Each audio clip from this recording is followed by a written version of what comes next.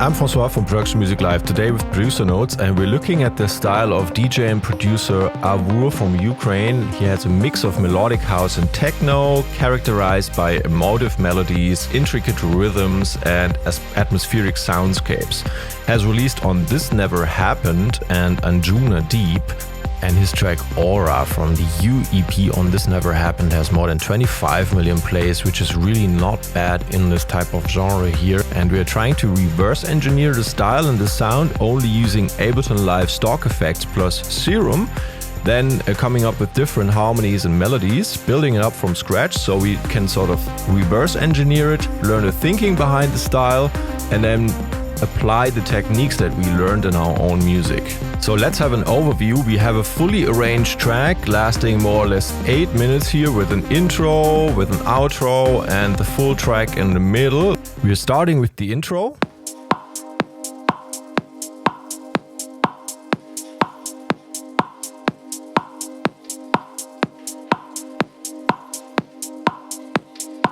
High-passed kicks, atmos and drones here. Then we bring in some toms.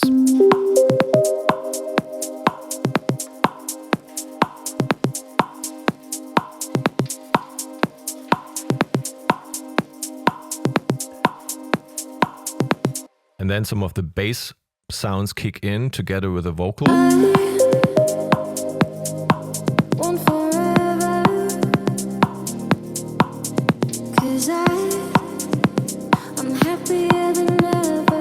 And then the full bass line.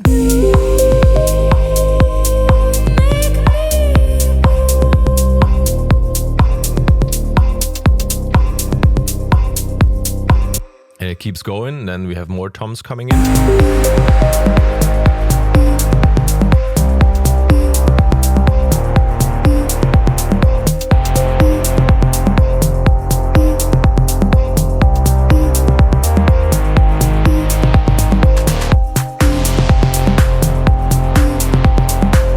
Then arpeggios coming in.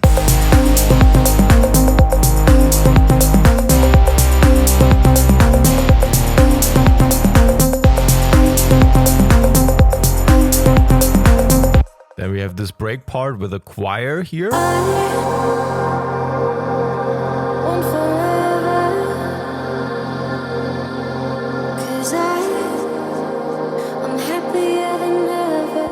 Almost feels like a different mode, and then going back into the drop.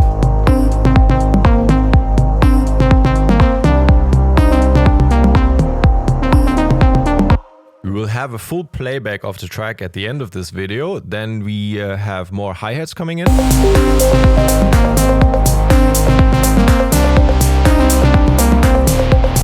And then we have this break part here with Rhodes and stuff.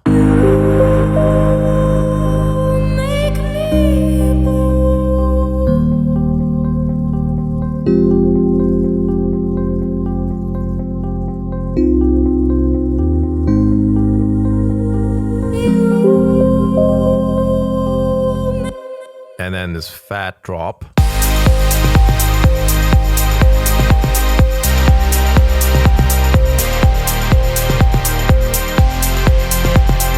With power chords and everything. And then we bring back the main arps.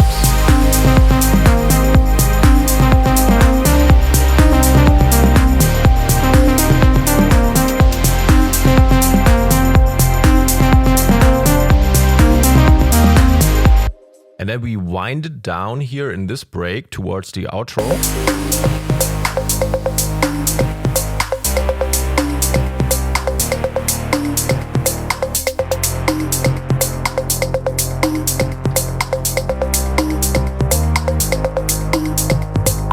And then outro.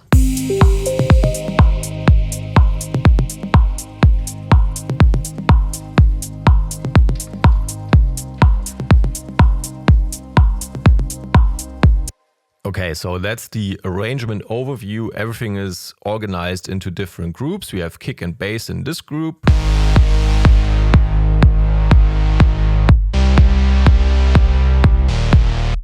Below that we have the drums group, kind of our drum loop.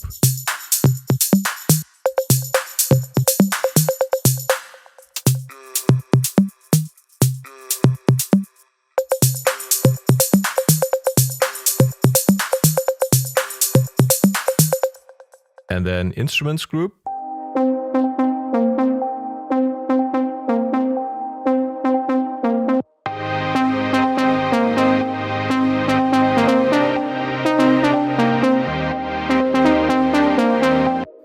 Then we have a vocals group down here.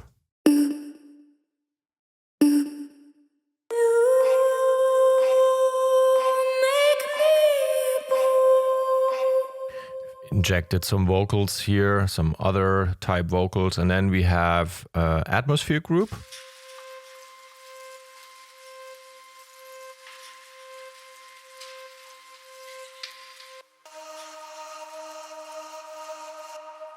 A bit of noise, a bit of ambience, a bit of Foley, and then some voices in the background. And then we have this effects group here with swooshes.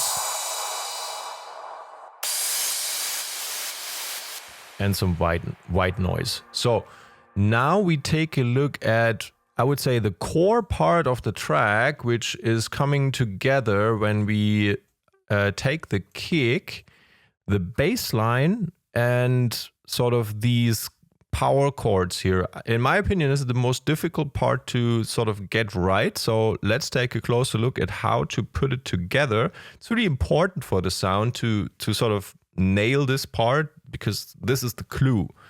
And the key is to balance it right. So this is our kick sound. Very clean. And it's also part of this Melodic House Twilight Rhythms kit, which comes with these 4 project files here, educational Ableton templates for you to dissect and learn from. And we are looking at Confession here, and in the samples we have a full sample pack with one-shots and effects and loops and everything, and then also Serum presets with MIDI files for each Serum preset coming along. And also, if this is not enough, we have a full Melodic House Start to Finish Academy with a fully arranged album in there and online courses with a 7-step program. Feel free to check that out, link in the description. Okay, so let's listen to the kick and sub bass line.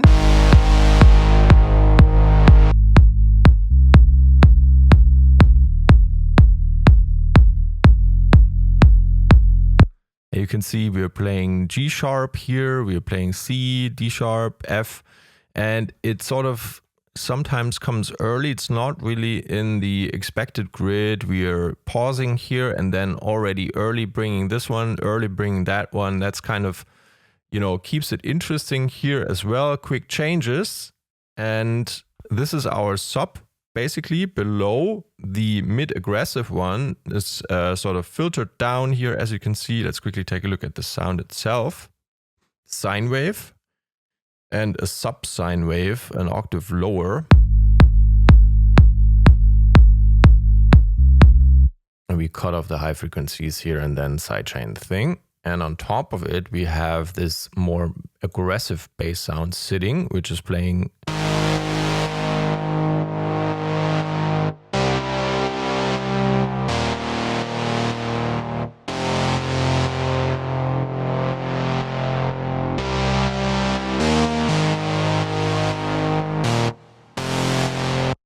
And this one is also interesting. It keeps the first beat of this bar empty and then it crashes in on the second one, which is kind of nice, together with the clap on 9.2 here.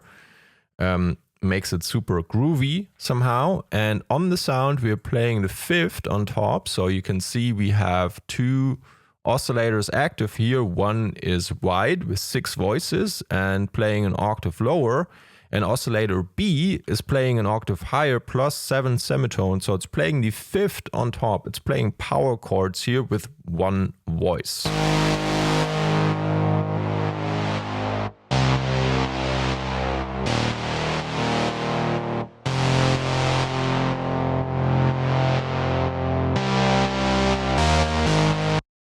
And we have this nice noise on top here from the noise oscillator.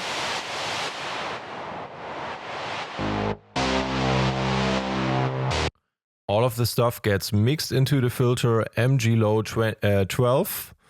And we have this envelope overall on the amplifier and this envelope here on our cutoff. So we are slightly bringing that one back down. So this filter.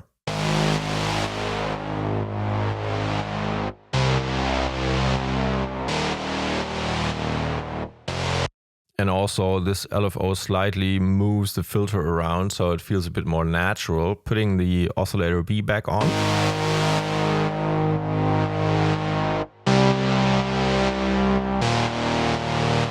We have a bit of distortion on the sound, a bit of chorus and a bit of reverb here, but not too much. And then we have a sidechain, and let's A/B this overdrive.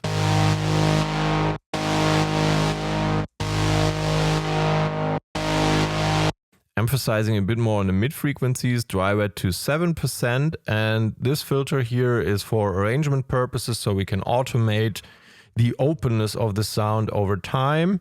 And then we have this EQ here controlling some of the elements that we wanted to sort of push back in the mix and some we wanted to emphasize in the higher frequencies.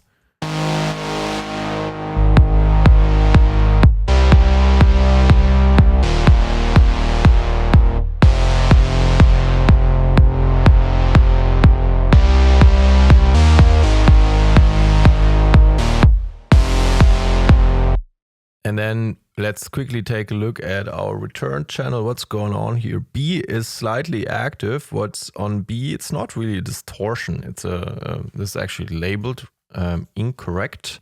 There's a filter here. We need this distorted, overdriven feel on the sound, but we could then achieve it with the overdrive directly here. But sometimes it makes sense to use a return channel and add a distortion here and then slightly mix that crispy thing on top, which didn't happen here. But let's take the next element, which is this saw lead that's sitting on top and sort of completing this powerful core sound.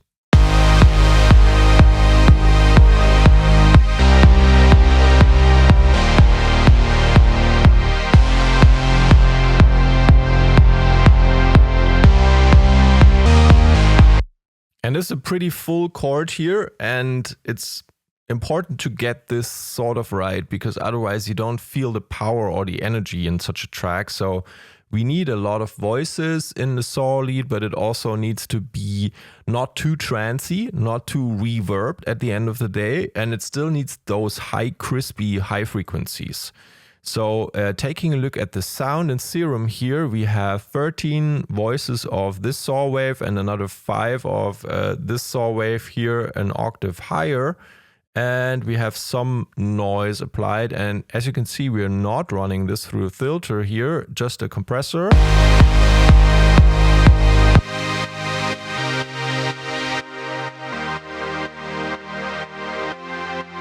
And then through multi-band compressor already in Serum to kick out these high frequencies.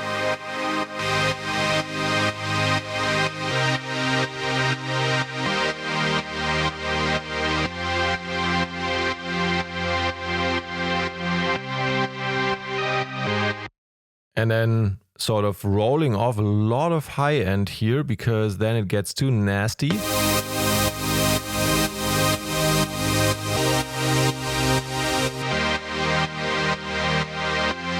And all of this white noisy high frequency stuff here gets covered by our other mid-aggressive sound, by the crispy part of that.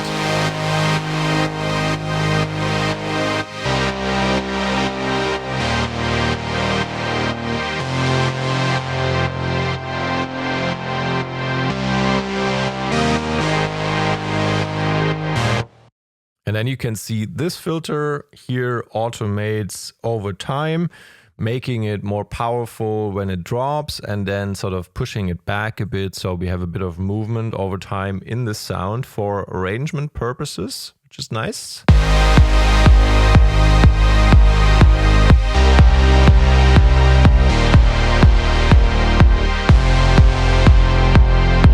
By the way, in case you were wondering what do we have on this bass group, we just have a filter here rolling off some low end, can be automated over time.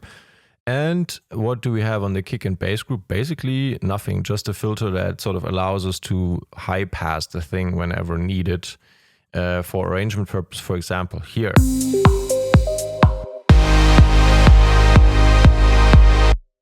And then you could ask, okay, so what's on the master? This is our mastering chain here. Nothing too crazy.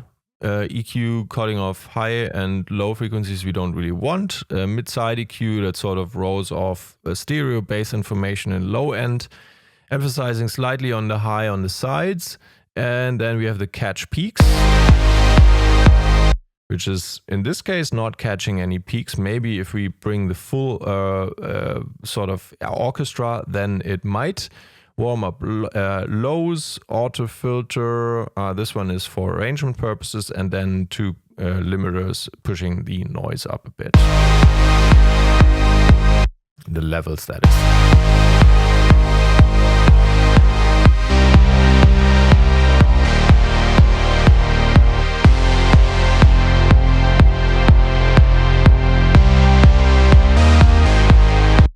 I mean, you have half the track in place when you get this right, when this sounds sort of nice. And now you can go on with other elements. Now in the drums, let's start with some toms, because we have these sustained bass lines and now we need a bit more groove here. So I'm taking tom 2 and copying that over.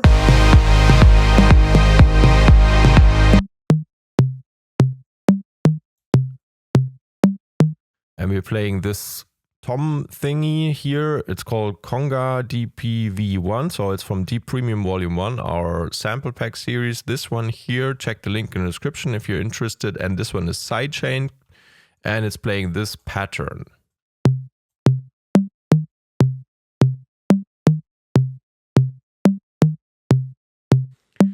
And why does this work? Because we have these sustained bass lines and now we need a bit of groove. And this is how we sort of trick your ear into perceiving bass as groovy in this track.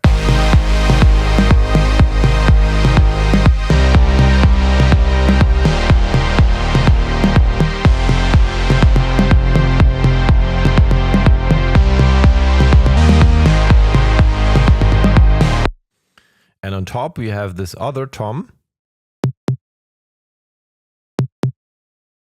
And this one is just a bit early and has these short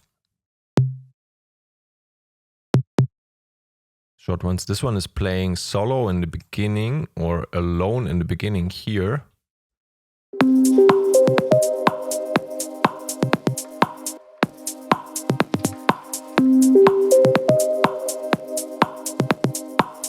And then you're rolling off some low frequencies here, slight compression, and then some sidechaining going on here, and combined we have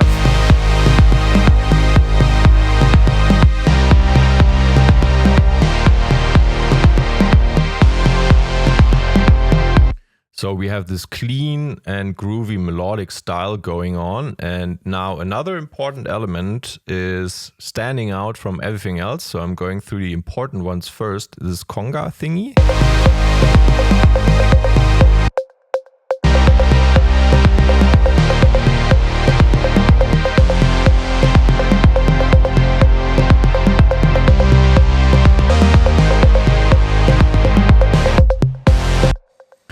And this one is heavily EQ'd. As you can see, it has a bit of delay on top, ping pong delay, and then we are carving out the sound with this. Let's quickly turn this off so we can really hear the difference.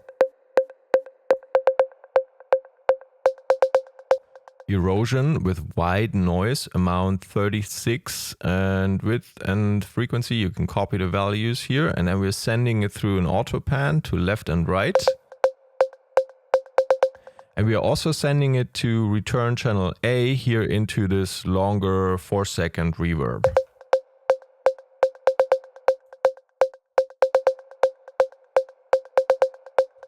And this is our pattern. And with these sounds, it's important to sort of tune them to the rest of your track. We'll look at the chord progressions in a minute. Because it's not like everything works here.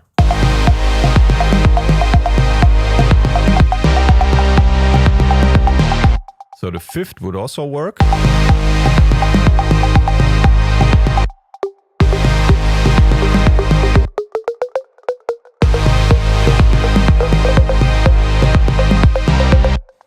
Now you always have to ask, is that really a C, or how is this thing even pitched? It's already transposed 27 semitones up and sort of tuned slightly as well. So we really have this one sitting nicely together with everything else.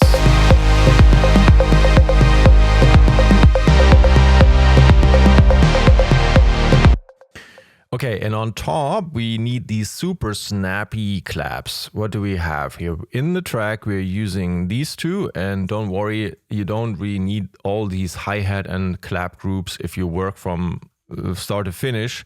It's just if you reverse engineer, sometimes you need to layer stuff to really get the sound right. So let's listen in.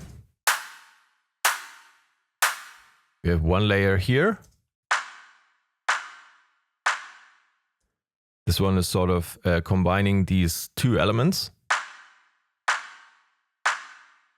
And then below that, we are adding some noise on top. And both are being sent into the, which one is that? The last one, drums room, which is 1.2 seconds of decay time. And here we are really just using one oscillator to sort of take this noise white and with a, pretty short decay and release times here, sustain all the way down, because we just need this attacky feel of some white noise on top of the clap. So it's snappy, short, and kind of aggressive, and leaving room for all types of other sounds around it.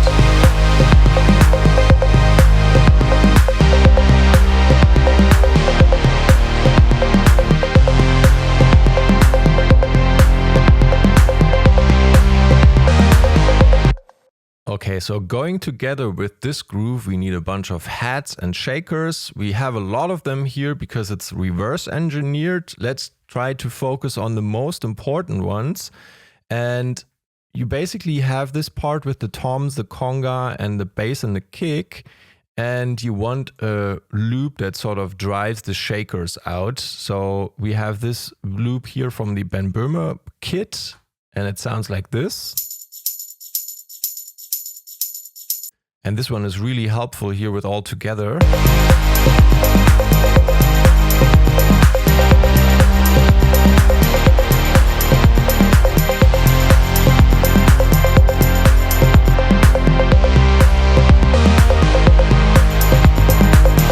This one already helps us a lot. And then we have other hi-hats that serve different purposes throughout the arrangement. For example, in the beginning, in the intro, we have this hat.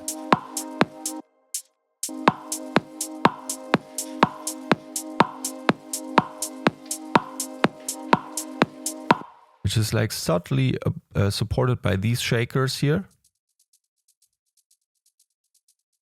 This one from the Premium Volume 5, and we're just using this part. We have swing applied, MPC 16, swing 58 from the Groove Pool.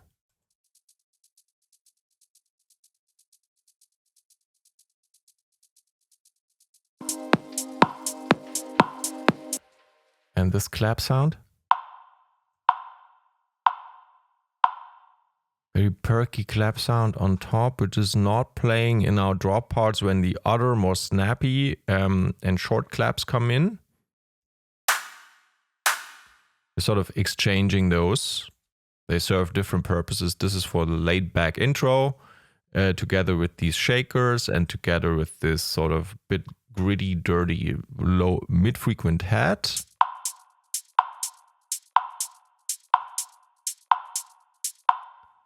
We want it deep here. And then we're mixing in this brighter off hi-hat.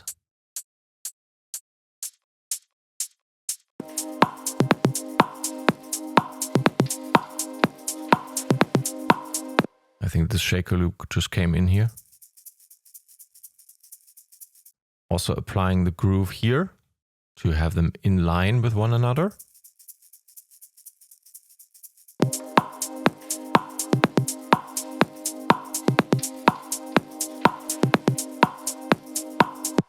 And then let's take a look at, then we have this fast hat here.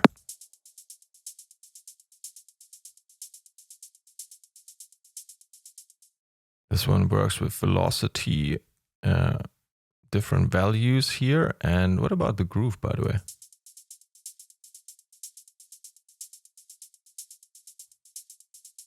I think that one would also work with the groove.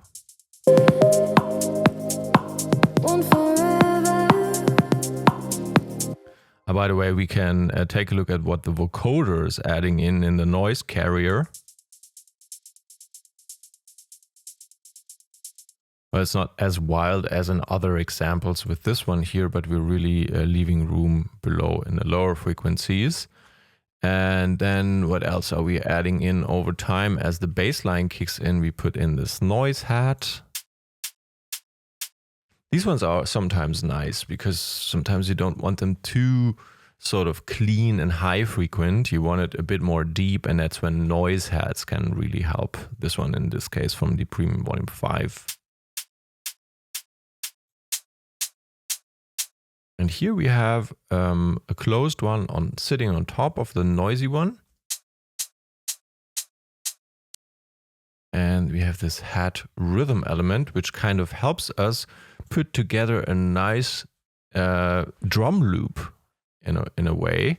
Let's listen in. Just the hats maybe. And then these little playful elements. Da-da-da-da. And then towards the end, did I loop this now? Yeah, I need to sort of make it bigger.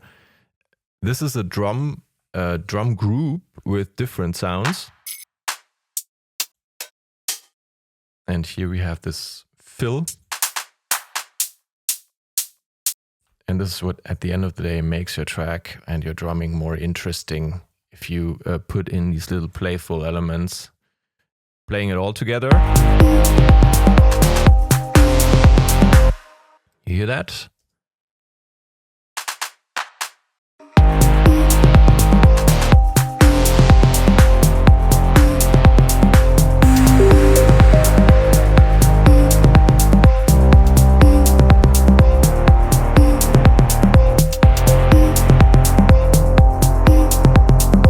So very nice stuff here. What do we have on top? What did we mix in here? Yeah, another closed hat driving it, and another, what's this? Okay, that's a long one, and that one is really sitting on top of everything else, and that's the one we bring in when, you know, the mid gets a bit crowded and we still need to have a high frequent element cutting through the mix as other instruments start playing.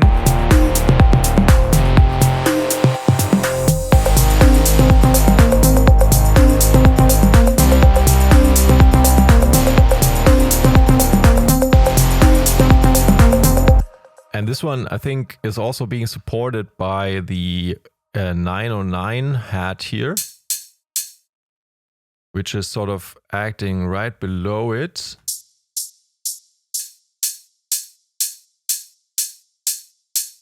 These two ones really help, then combined with the Ben Böhmer perk loop thing.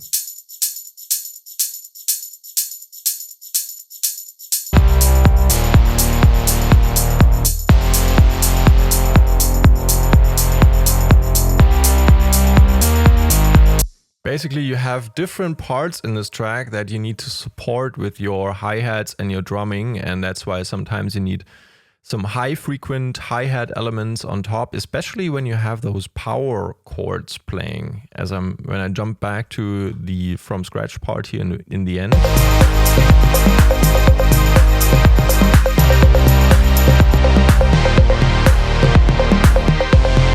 The power chords, everything is already so busy, and now we don't have that much room for adding driving drum elements. So this loop really comes in handy. Plus this driving offbeat hi-hat on top.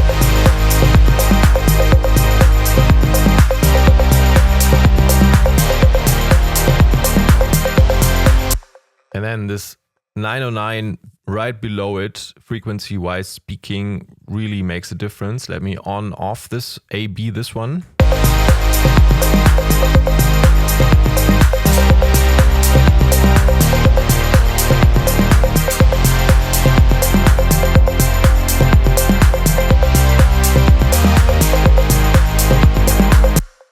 So this is how we put together some of the drum elements. As mentioned, probably you wouldn't produce it like this, producing forwards, because you don't have to sort of mix and match exactly what your reference track is doing with your own household elements. The shakers here in this group, a nice support around this Ben Böhmer type loop.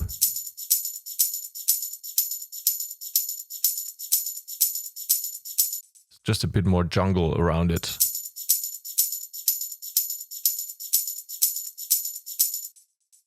If people were to say, hey, please use 5 tracks less in the song, then you maybe could consolidate something here. And then what's this tambourine thing doing? Let's quickly take a look at this.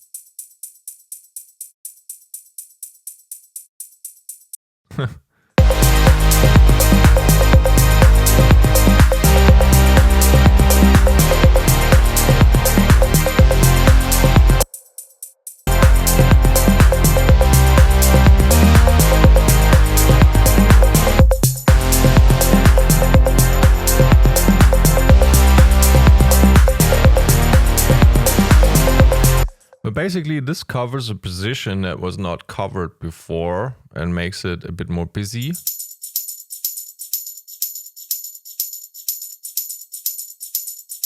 always like in the 2nd and in the 4th position. Also with the swing applied.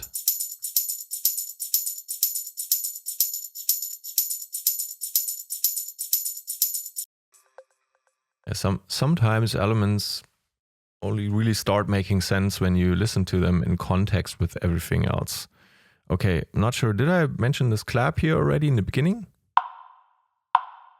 So this one is being used in the beginning as a perky, deep clap element, but later when we really need to drive it up, we are exchanging it with this more clean and snappy one. But here in the beginning, this one is really handy.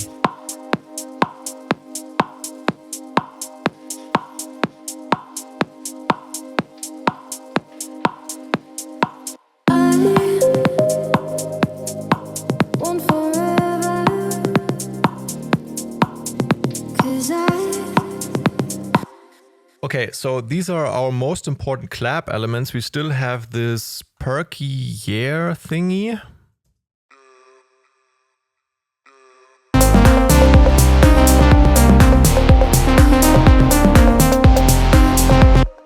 Which we are putting onto the clap position. So always the 2nd one here. And we are combining that with this vocal shot also in that position.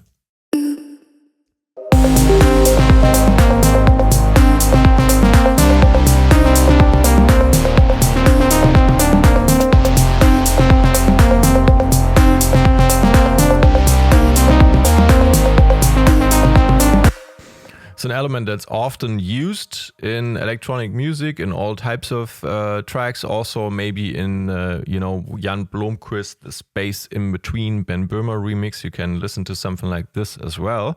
And now let's go over to actually looking at the keys in this track, because it's also kind of interesting. It has these different parts where it almost feels like we're changing the modes or something, because we're really switching around in the way stuff feels. But let's look at the busiest part here in the chord progression. We have this full chord in drop 2, and some guys are always coming like, I have difficulties putting together these busy chords and really listening in what's playing, what isn't playing.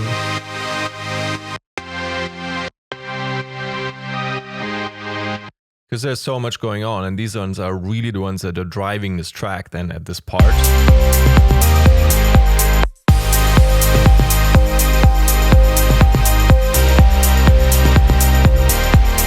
I remember a while back we had a discussion with like Bound to Divide. He was also trying to remake this track and he was like, hey, what's in there and what isn't? So let's take a look at this busiest part and then we can take a look at a few other parts. So what's going on here? We might be in A flat major, in the A flat major scale or G sharp major. If we quickly scale it down and fold everything else, it looks like this could work, but it's also a bit, you know, difficult or not easy to see. What we can try to look at first is, let's take a look at the C minor scale here, and we can see that one also works. If we quickly fold the scale, and maybe it's easier to see what's going on here if we do it that way, and then later we mess around and see, is that a mode? Is that a different scale? What's going on? Which one is like the resting root note or something? If we just look at it plainly like this, we can see we have A flat down here. And actually, let's bring it out back again and move A an octave up. And now we see, if we ignore this note quickly because it's here again, we have a major third towards C and then a minor third towards E flat. And then a major third towards G. So that's the 7th chord. It has this quality in the sound of a 7th chord as well. And then we're repeating up here, we are repeating these two notes, kind of voicing them up. And that's how we fill up the frequency range. But basically, this is an A flat major 7th chord, bringing this one back down. And then it's followed by C, C, E flat, G. So this is a minor chord, C minor 7th.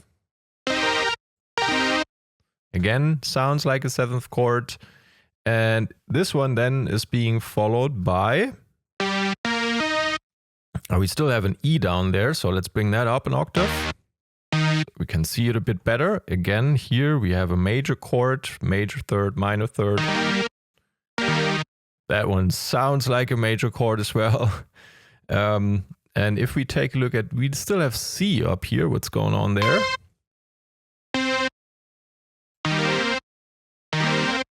So that's a major chord with an added 6th on top, but the 6th is actually playing an octave higher, so it's an added 13.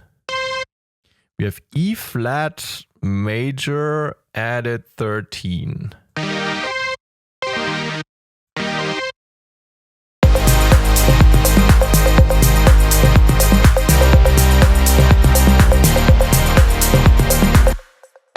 And this one is actually an octave lower. Okay, and then the next one behind this chord is F, C, G, C. Okay, F, C, G. Is there anything else? No. So what's going on here? Let's bring down G. So basically we have F, G, C. And that's what a sus chord sounds like. A sus chord that doesn't have a third, but it has a second. Really nice chords always. That's a sus2 because we have F and then the second one is played, and but you could also have a sus4 that would sound like this. Sorry, I need to pick this one. That's a sus4. That's a sus2, and this would be a minor. A minor. So sus2, G was up here, okay. So this is our next chord. Kind of have an interesting feel to them always. And then we're following just with a C and the 5th on top. Not too complicated, a power chord here, C5 basically. And then again, we're playing A flat. What's going on here? Bring this down an octave so we can see it better. Again, A flat major 7. That's the same one we played at the beginning here. Okay, so all together.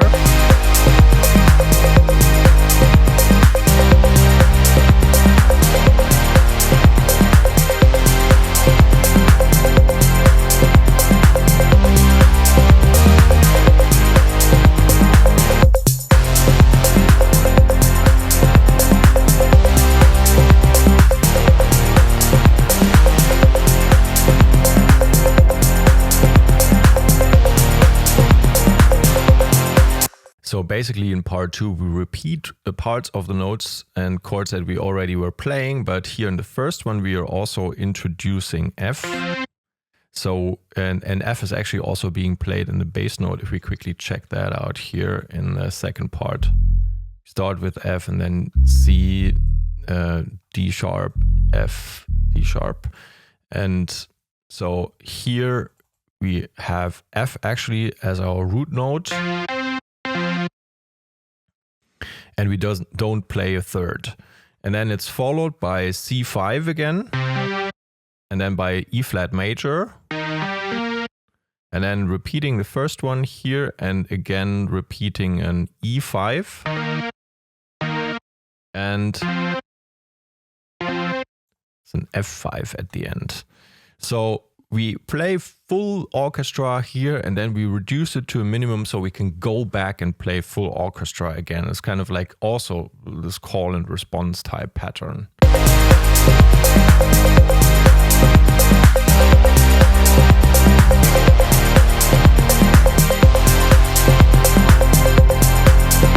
And now, where are we actually? Are we in C minor, or because who's playing C here? We are playing a bit of C here, but if we look at our bass notes, we are not really playing, well, we are playing C here, but we are not really, it doesn't seem to be resting on C. It could be resting on G sharp, or it could be, or A flat in this case, and it could be resting on F. So what is going on? Is it, is this a mode? Is this C minor? Is this F? Is this F minor? Could that be? Doesn't look like an F. Oh, sorry, F sharp. F, is that F minor? Could that be? It could work. It fits into F minor. And it could also be A flat major. It also fits into A flat major. And if we have this going on and throughout the track our root notes change around, it just feels like we are working in different modes. This could be an A flat major, this could be an A flat Lydian, this could be a C minor, it could be even an F minor. It depends a bit on where you feel the track is resting. If you Google Aura by Avoure and then look at what Beatport detects or what other portals detect, everybody basically detects something else as the key of the song. So I think it just messes around and it goes through different modes. And for example, here it seems to me as if this is an A flat major around this time of the track.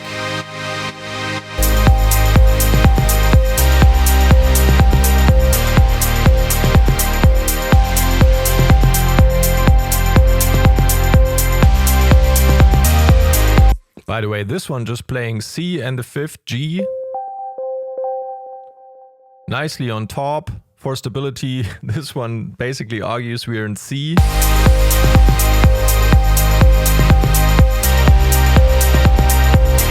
And then if you listen to what the main lead is doing here, we haven't looked at this one yet, but this one is...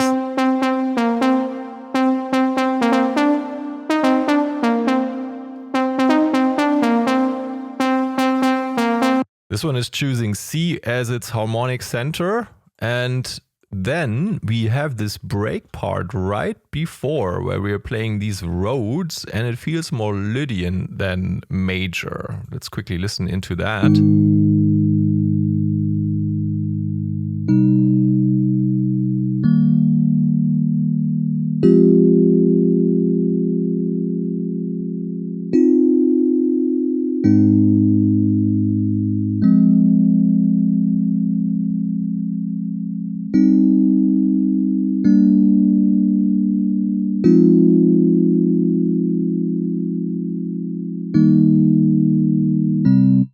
So here I feel like it feels different than what happens after.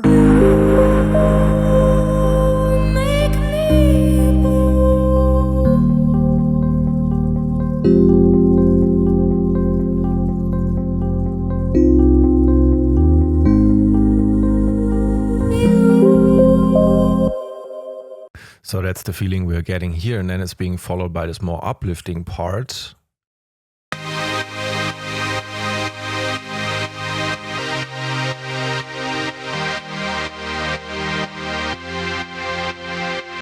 And then here in the beginning, where we have this mini break before the first drop, this one again feels different.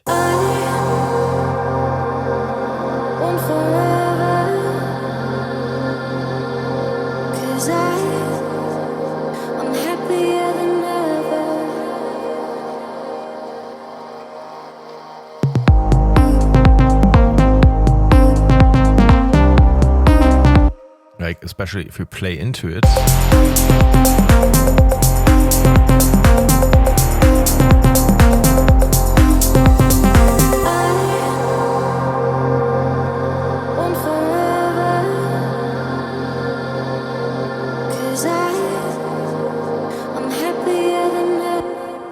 So we have a C7 here, kind of feels like we quickly changed because now C is our root note here, which usually isn't.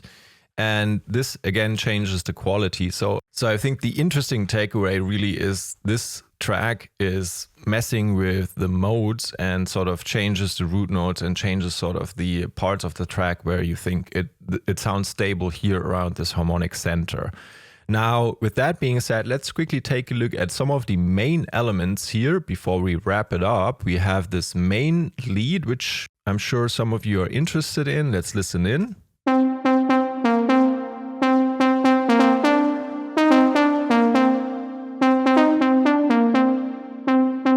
And we're sending this heavily through overdrive. I'm questioning right now if there isn't too much at this point here.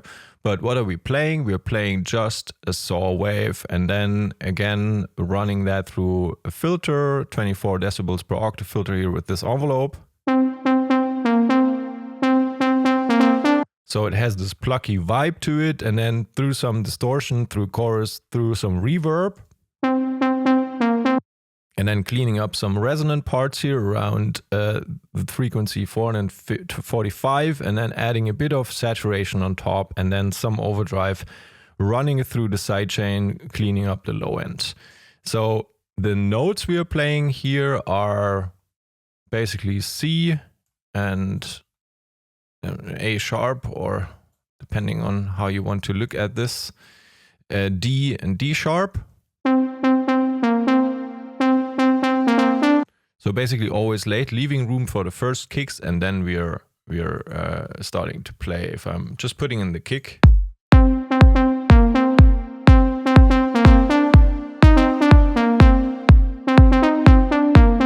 So it has this marching feeling to it.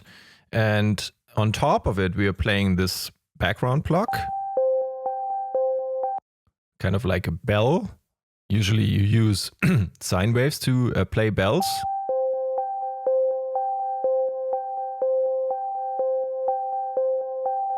Bit of movement in this wave table. And then we are playing pads, background pads below that. And here we are just playing a sine wave combined with a saw wave, which is a bit quieter, and then running that through, like filtering that out. Where's the filter? Here is the filter. Nothing crazy. This is very straightforward. 3 voices, unison set to shimmer, and sidechaining it as well.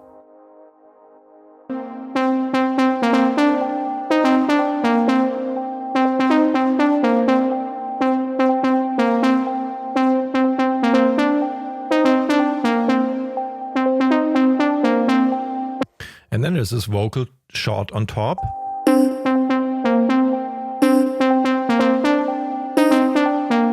And then some atmosphere here. I'll take a look at the atmospheres in a minute. Just quickly going through some of the most important parts here. In the beginning, we also play these drones.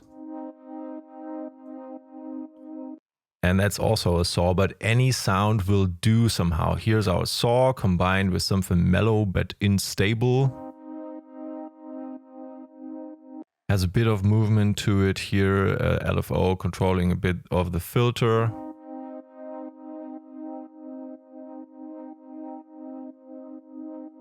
So it moves around, and then we have this other pad below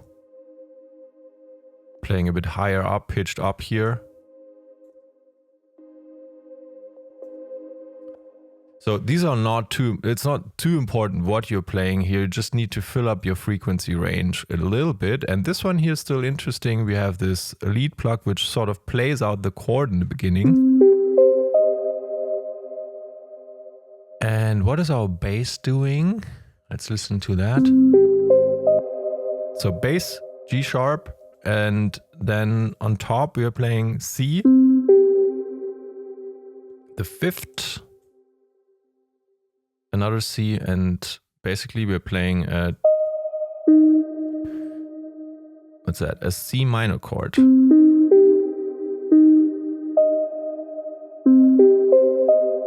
On top of G, so that's a G major 7th chord at the end of the day again.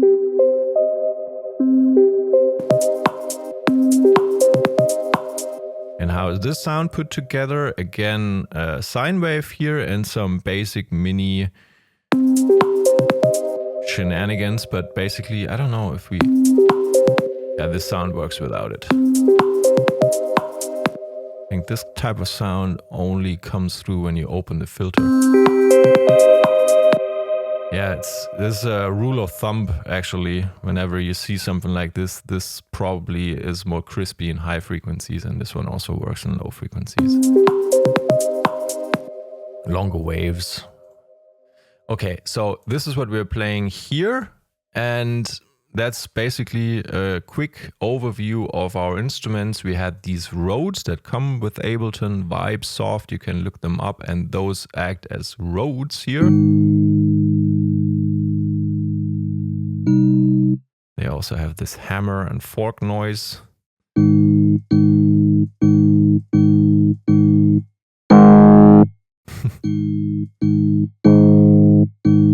I have to be very careful with this, setting it back to the settings we had, and then also we have this piano thingy, which is the Whirly 2 soft piano, also coming with Ableton, and this one is just playing C, G, C.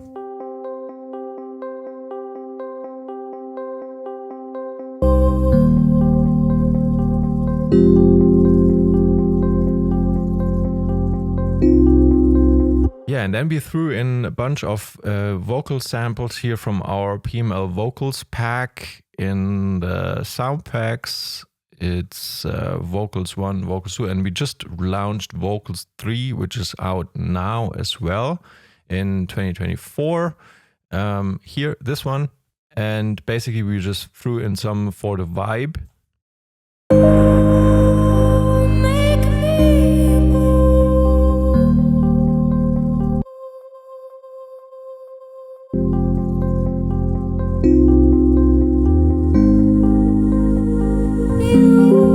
And then some reverse vocals there. And now let's quickly take a look at the atmospheres. What are the Atmos doing here in the background?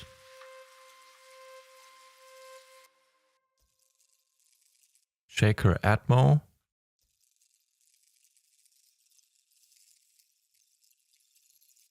And this one is going through return channel 1, so through this longer reverb here. That's where we're sending it in.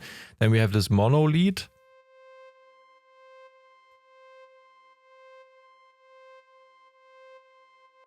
Sounds a bit weird almost, but not important what you're using in the background. Just create some Atmo Foley. Some Foley in the background, and then we have this vocals Atmo thing.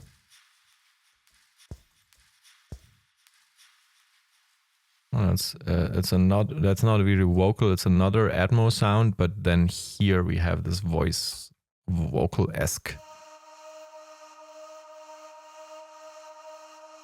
A nice vocal ah, and then This one is playing the first break. Yeah.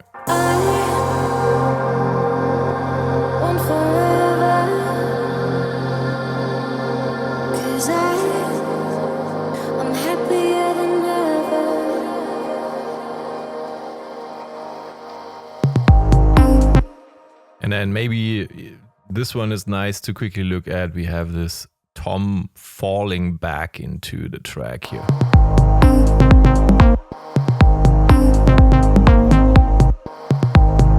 I really like this kind of stuff, those small playful things. Really fun to play around with. And then the last but not least, we have, and we have so many tracks in this remake here, it's wild. We have the effects group.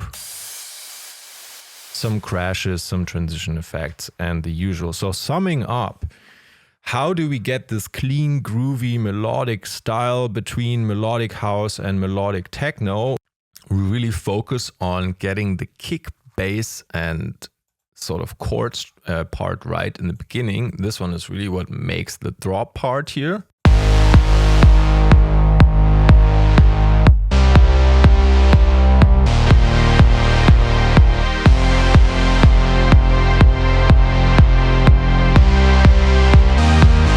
And here the balance is just important. You need a clean kick and then the sub bass line that stops at certain frequencies and leaves room for the mid-aggressive one.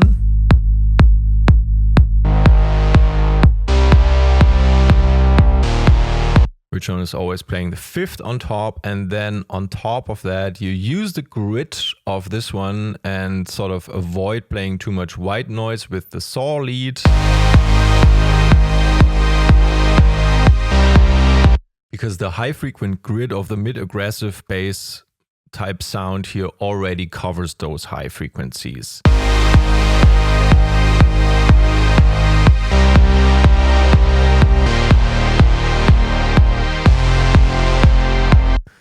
And that's the thing, if we have this balanced right, we have half of the track done, and now we want to sort of add this fake bassline perception groove through adding tom elements here.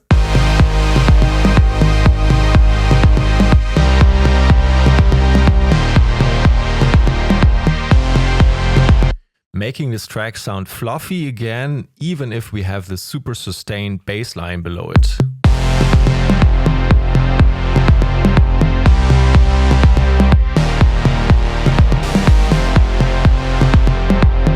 And then we emphasize on this with this conga sound here.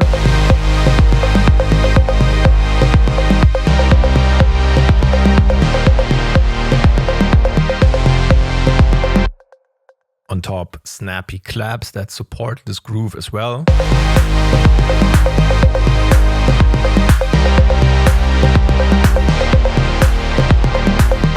And then shaker loops for the all-around feel of the groove.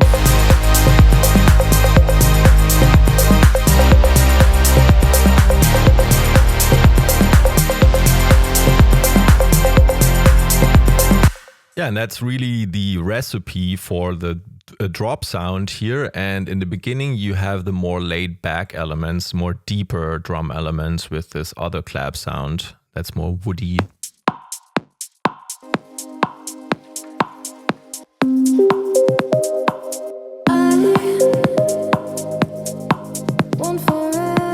These are basically two different parts, and now talking about different parts, we also noted that in the harmonies, this track feels like it's sort of moving through different modes. It's more major-esque in the main drop, and then it feels a bit more like a Lydian type mode.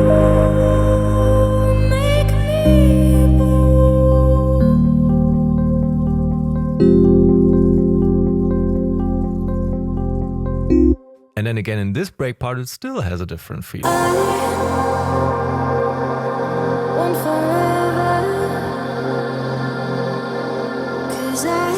It changes its harmonic center in certain break parts and then in other drop parts, and that's what makes it like an interesting journey overall, and that's maybe one of the key takeaways we can try to apply in our own music. If we feel like something in our track sounds too static, we might switch it up and switch into a mode in some break parts or in some bridge parts of the track. That could also be a takeaway. So leave a comment below what you want to see next or what you want to comment on this video. Also feel free to check out the links in the description, in the show notes, for our Melodic House Academy, for maybe vocal packs or drum sample packs like the Premium Volume 5, Volume 2, Volume 8, the entire series. We also have a full academy for melodic house production here, Melodic House Start to Finish Academy, with a fully produced album of tracks, project files with presets and MIDIs for Serum and Diva in this case, and also with full-size sample pack libraries here, one in cooperation with Orchestral Tools, for example. Also, we have a full course on music theory where we can go through the music theoretical concepts one by one for melodic house and techno. And also, if you're generally interested in getting all this stuff, the Everything Bundle is always the greatest deal we have in the shop. And other than that, I hope you enjoyed this video. We'll have a playthrough now, and I'll talk to you again soon.